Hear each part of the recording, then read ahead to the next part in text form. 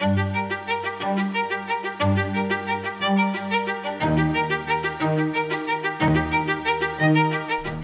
and welcome to Food Systems, a podcast from the Forum for the Future of Agriculture, where we discuss new ideas that can shape a sustainable food system, from farm to fork, from policy to consumers, and everything in between.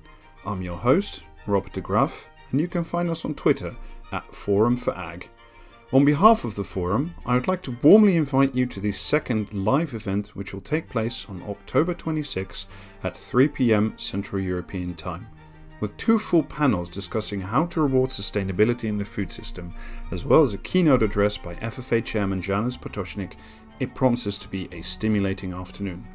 Please go to forumforagriculture.com and get your free ticket. We hope to see you there, and now on with the podcast. Welcome back to Food Systems. Today we're joined by Dr. John Gilliland, Director of Agriculture and Sustainability at Devenish Nutrition. He's also the chairman at the Northern Ireland Agricultural Land Management Strategy Expert Working Group, as well as an active farmer, former president of the Ulster Farmers Union, and has held a variety of functions in the world of food systems. And today we're going to talk about sustainable livestock management and a bit about soil. John, welcome to the podcast.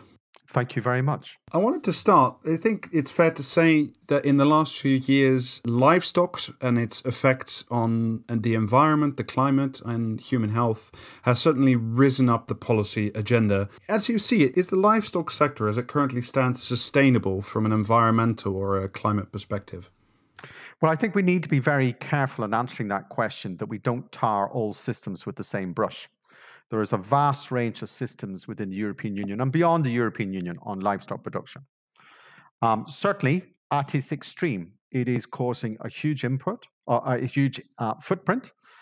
But at the other end, making prior ruminant agriculture, where it is eating pasture land and defecating, recycling nutrients to soils and creating ecosystem services, we need to be very careful not to make a prior of it.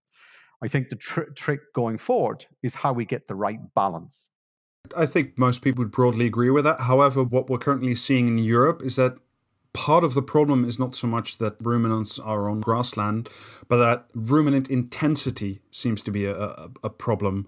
We have a lot of cows on relatively small patches of land. I'm thinking, for example, of Ireland or the Netherlands, certain regions of France and Italy.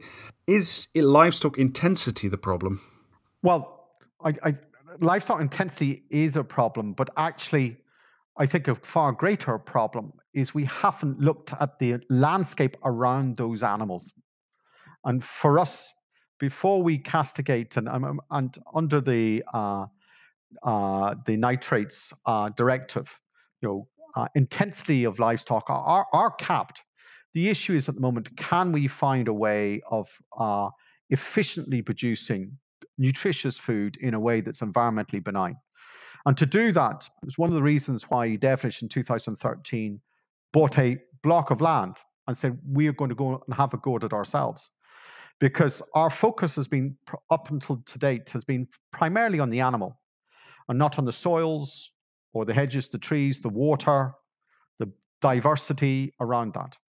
And what we're doing at the moment is we're on a journey to deliver carbon neutral beef and lamb by 2025 in a way that drives profitability, reduces greenhouse gas emissions, but also delivers the other public goods like improving water quality, carbon sequestration, creating more biodiversity. And for us, sustainable agriculture, and particularly sustainable ruminant agriculture, is about getting that right balance. I'm glad you brought it up. Together with Devenish, you are currently running a lot of experimental work in Douth in County Meath. What conclusions have you learned from your work there that could be broadly applicable to livestock and ruminant management in across Europe? There are two or three key messages. One is actually instilling a little bit of discipline in creating what we call baselines. So go and actually see, what is our impact? What's our footprint? What are the management decisions we now need to make? And when we make them, what impact are we having on the baseline? Is it positive? Is it negative? But at least what that does is brings transparency in our journey. One of the difficulties about the public debate at the moment is we don't have a lot of data about ruminant landscapes. And so we wanted to focus on the landscape, and we want to see how the two could coexist. And that has really been our success to date. Using smart digital technologies, using aerial LiDAR surveys, using GPS soil sampling and analysis has really been able to give us digital baselines, accurate baselines at an individual farm business level that is empowering us with really good knowledge, allowing us to make better quality decisions about the future of both the livestock production and the public goods that we also deliver at the same time. I think that the story of baselines to me sounds very important, and I've watched some of your presentations, which are very impressive about the work you're doing on this farm. But it does seem to me, it strikes me as something very localized, and of course you have the benefit of working for a corporation with resources, and you have, as you say, collaborations with universities and research institutes. Not all farmers have the luxury of having that level of scientific knowledge. Is it reasonable to expect them to create baselines without this level of scientific support? What we need as a society is we need to empower individual farmers, because they're the decision makers. They're the people who actually need to come on this journey with us. And if you can't give them better quality information that allows them to make better quality decisions, if you keep doing the same, why will you get a different answer? So for us, if we're now saying in a reformed common agricultural policy, public money for public goods or the equivalent of that, we need to find a way of actually rewarding people on positive change and not just on process. To do that, you are going to have to put in some mechanisms to measure change so that taxpayers can see that they're getting value for money. If we, as an industry, are going to continue to expect public taxpayers to support our industry, we have to deliver our side of the bargain. We are going to have to change, but we need to give transparency and visibility to that change. Where we have done this, and we've been working in Douth, but in our sustainable land management strategy, we've now rolled this out over 3 river catchments in Ireland. We've had 80% farmer engagement. We've done aerial LiDAR surveys. We've done precision soil sampling analysis. And we've done one-to-one training with soil runoff and phosphate runoff risk maps. So really empowered them.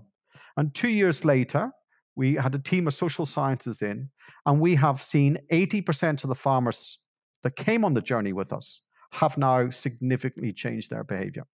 And we believe the key is empowering people with personal knowledge about their business. Much that we want catchment solutions. I, as a land manager, don't manage my neighbor's property. I do manage my property. So actually what I want is really detailed information about my own property. And by going on this journey about measuring and managing, it at one stage appears onerous. The quality of the information that you get back has really allowed us to make far better decisions. For example, for us, key in profitability in ruminant production is herbage utilization per hectare per year. And we have doubled that in 6 years. As a consequence. Sorry, just for our listeners who may not be quite as up to date with their ruminant scientific knowledge, what does that term mean? So basically, all farms will produce crops. Our crop is grass or it's herbage, it's multi-species swards. And many people just measure yield of grass, okay?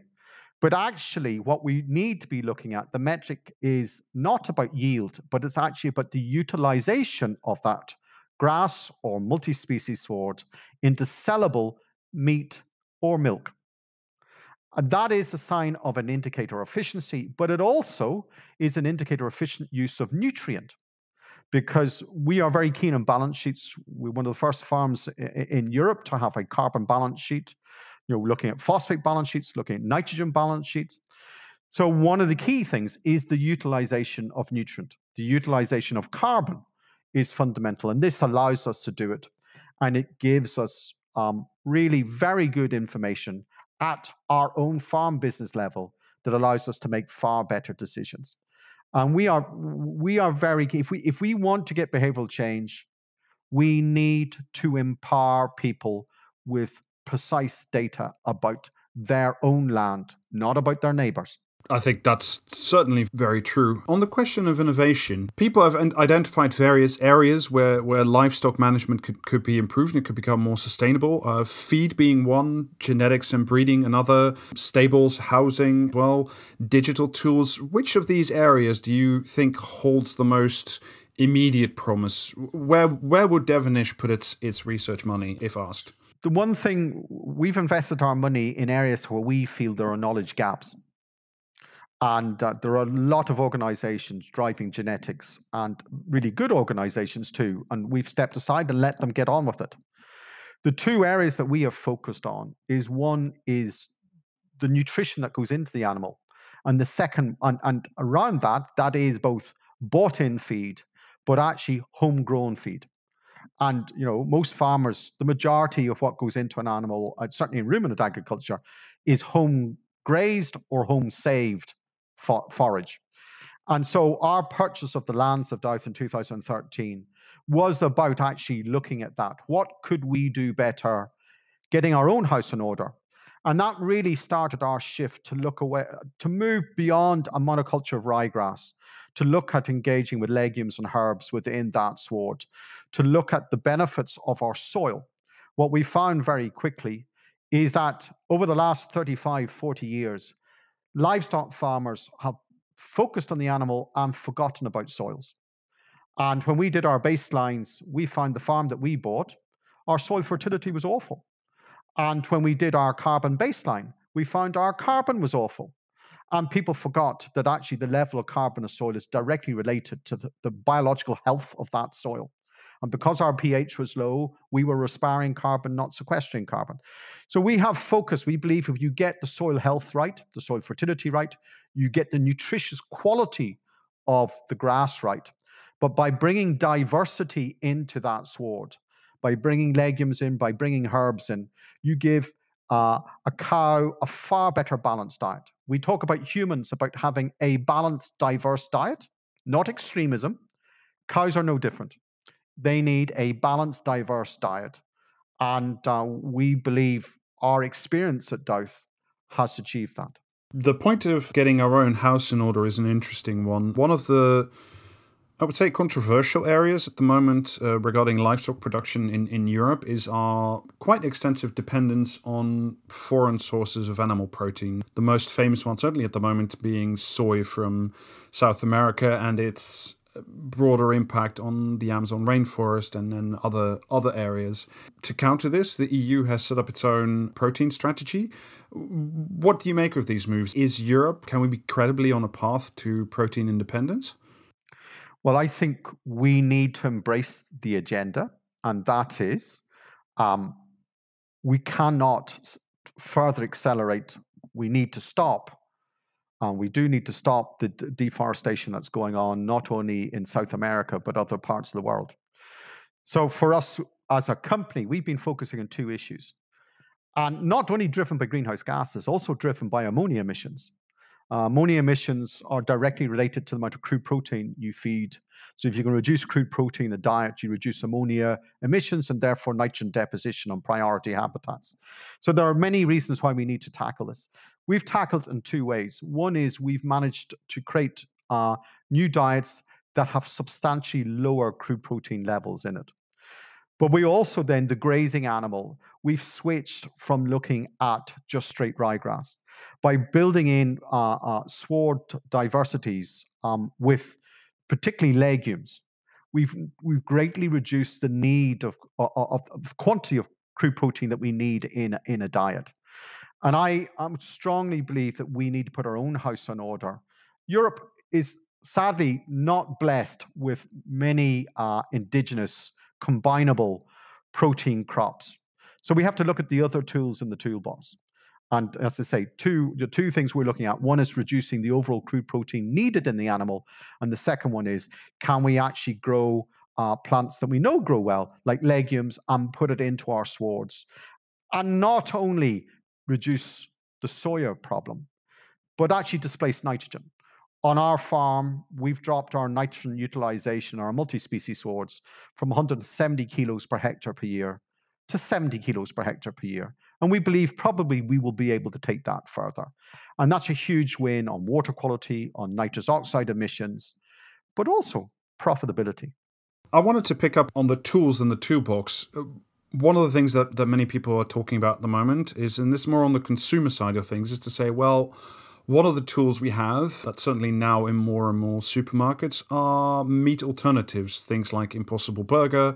And as we've seen in the last few years, the trials for lab-grown steaks essentially are in a very advanced stage and will probably end up in a supermarket in the next decade or two, I would certainly say. What is your view of that market?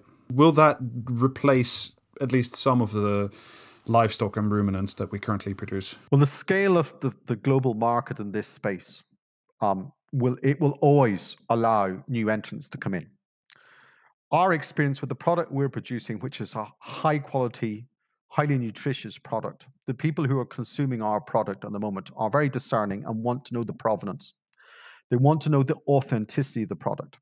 And what is very clear, if we've learned anything from the likes of COVID, is actually balanced nutrition delivers good human health, resilience in human health.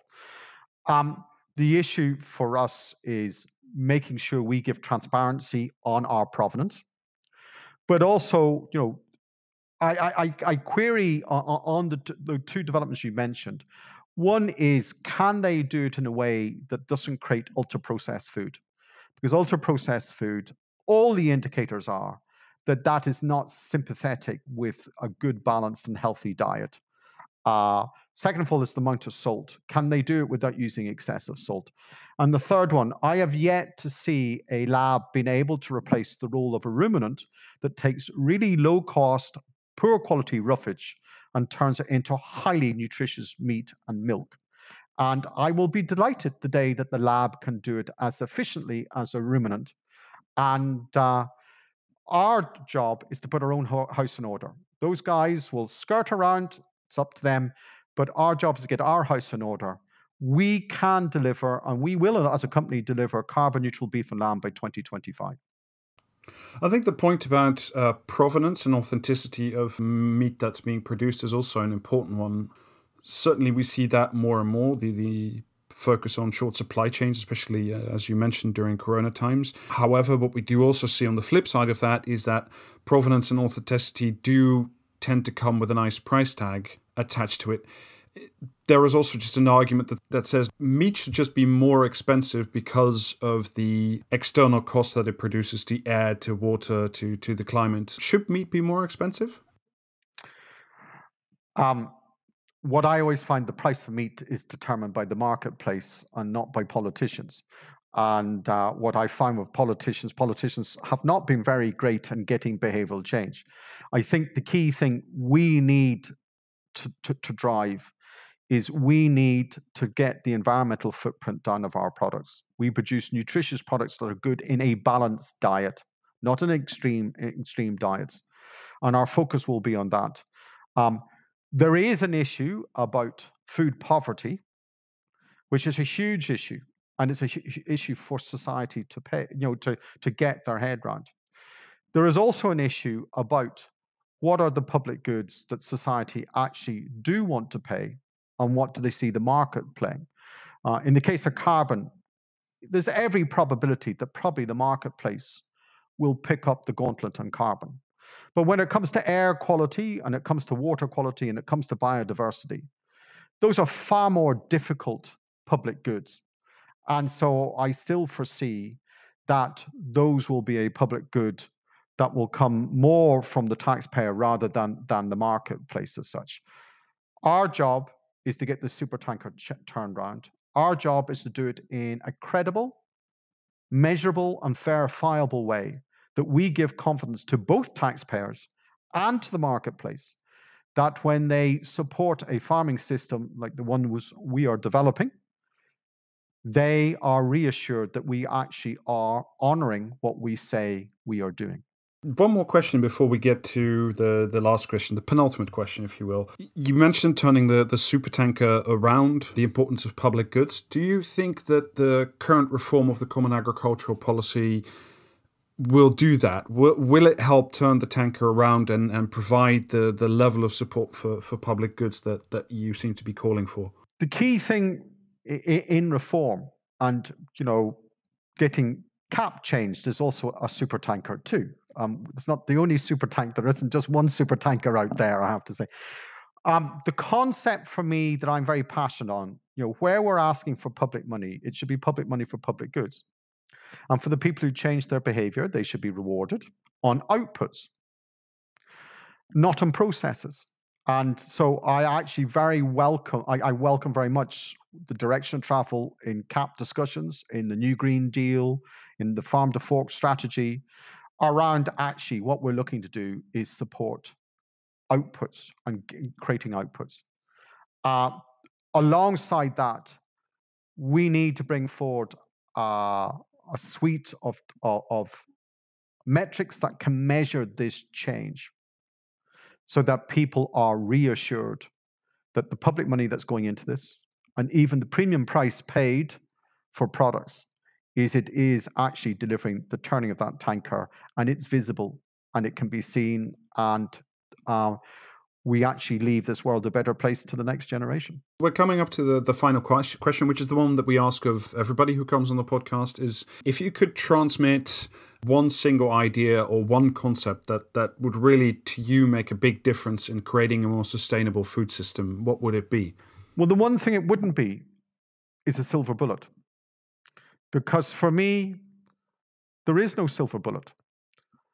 How we are bringing it forward, we have a strategy called One Health from Soil Society. It's about solution thinking. We've been very fortunate. We secured a Marie Curie Award from the European Commission. We have 5 PhD students working on our farm, supported by Wageningen University in Research and by University College Dublin. And the beauty about that project is those 5 PhDs are not working in isolation. They're working towards one thing. And that is, how do we optimize nutrition from soil to swards to animals to humans in a way that reduces our environmental footprint? So each one has their own little bit, but they coexist. Their PhD depends on the success of their 4 cohorts. What you get then are graduates who look at systems thinking. Our current education system up until now is we've got really bright people who are really deep thinkers, but work in silos. They can't look at the system. So for us, we believe the future is through a bit more complexity, but it is a solutions-based future where there are no silver bullets. It is a cocktail of many innovations packaged in a solution. I think that's a great note on which to leave it. Dr. John Gilliland of Devenish Nutrition, thank you once again for coming on the podcast. And we very much look forward to seeing you speak live on October 26th at 3 Central European time. Thank you so much for coming. Thank you very much. You've been listening to an episode of Food Systems, a podcast brought to you by the Forum for the Future of Agriculture. Look for us in 2 weeks when we release our new episode. And in the meantime, please don't forget to subscribe on your podcast app, as well as on Twitter @ForumForAg for updates on this podcast, news, as well as FFA events. Please check out our website, www.forumforagriculture.com, for more great content. Thank you for listening and enjoy your day.